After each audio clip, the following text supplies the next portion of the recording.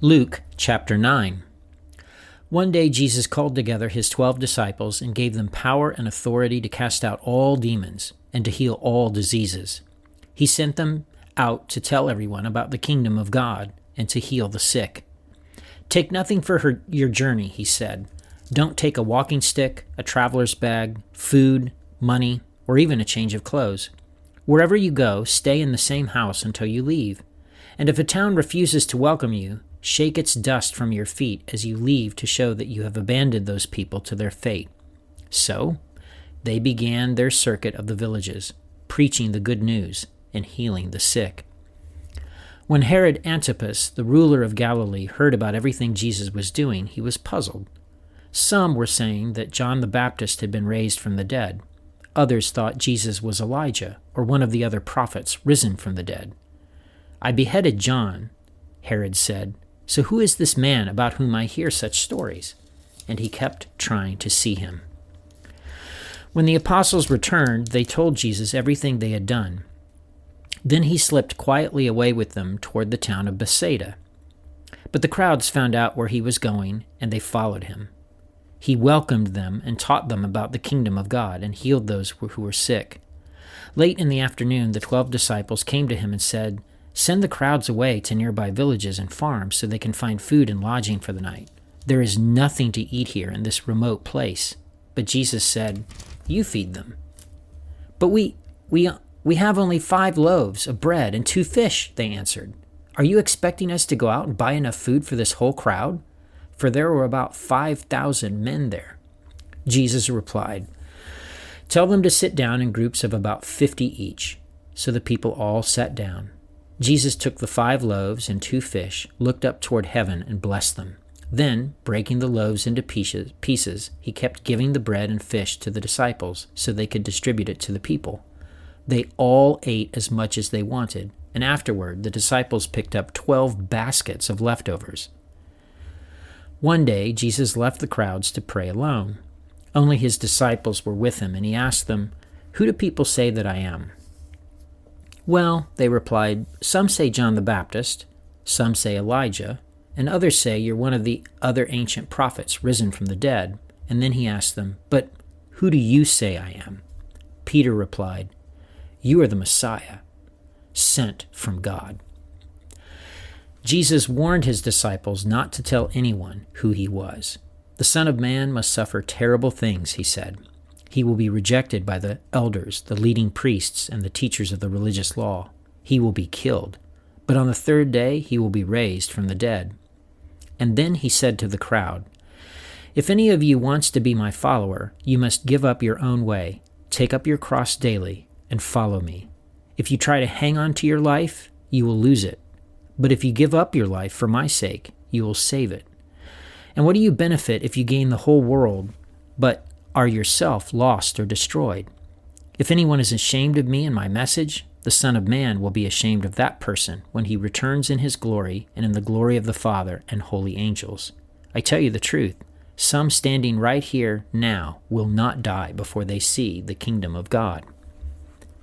About 8 days later, Jesus took Peter, John, and James on a mountain to pray. And as he was praying, the appearance of his face was transformed, and his clothes became dazzling white.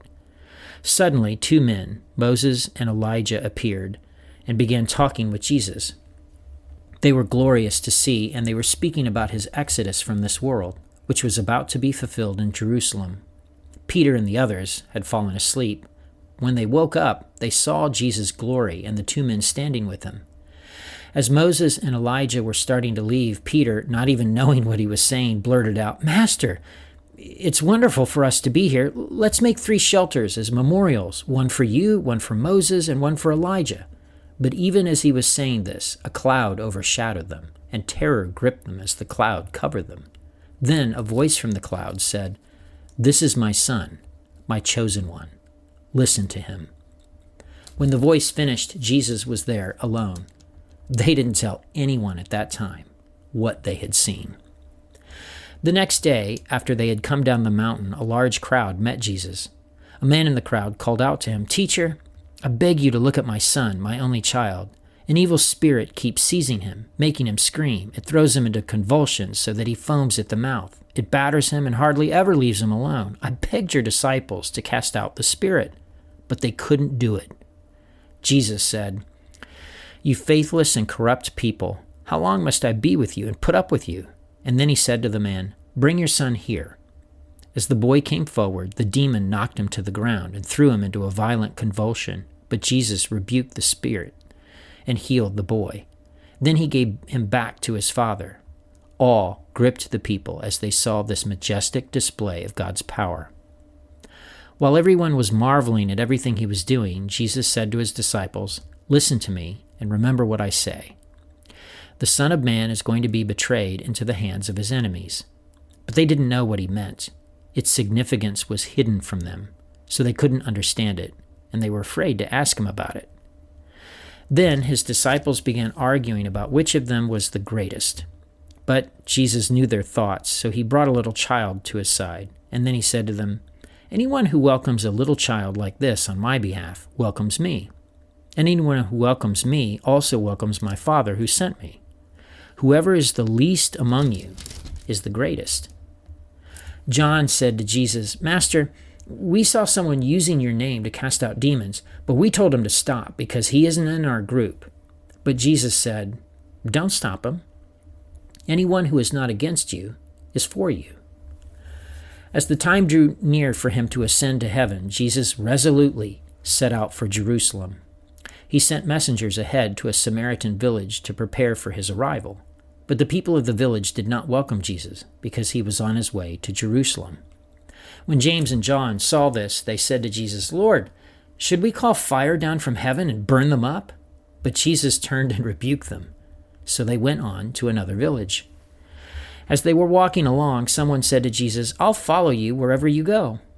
But Jesus replied, "Foxes have dens to live in, and birds have nests, but the Son of Man has no place even to lay his head." He said to another person, "Come, follow me." The man agreed, but he said, "Lord, first let me return home and bury my father." But Jesus told him, "Let the spiritually dead bury their own dead. Your duty is to go and preach about the kingdom of God." Another said, "Yes, Lord, I'll follow you, but first let me say goodbye to my family." Jesus told him, "Anyone who puts a hand to the plow and then looks back is not fit for the kingdom of God." Luke chapter 9.